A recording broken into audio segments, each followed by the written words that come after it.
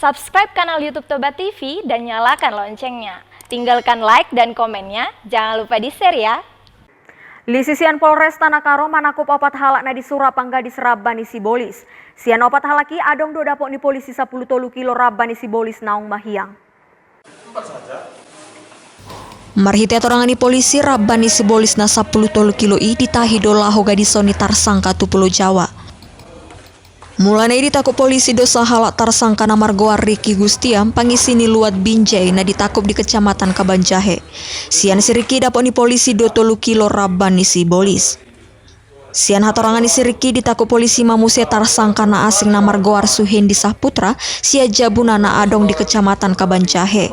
Sian ibana adong do dapok ni polisi 10 kilo Rabani Sibolis. Dung ditakup na 2 halaki ulah kodope muse ditakup polisi 2 halak tarsangka na asing na margoar Ferry Ginting do Saputra si Haloho. Hasil interogasi kami, mereka baru kali ini akan menjual barang ini ke luar pulau. Hinorhon pabahenanna di apeho polisi do tuna opati pasal 114 ayat 2 dohot pasal 110 sada ayat 2 Undang-Undang nomor 35 tahun 2000 sia. Marhite pasali terancam dona opati diuhum 20 tahun hurungan. Sian Tanakaro Toba TV mabari tahun.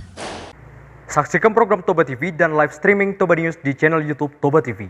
Jangan lupa follow sosial media kami untuk info terupdate atau kunjungi website kami di www.tobatv.com.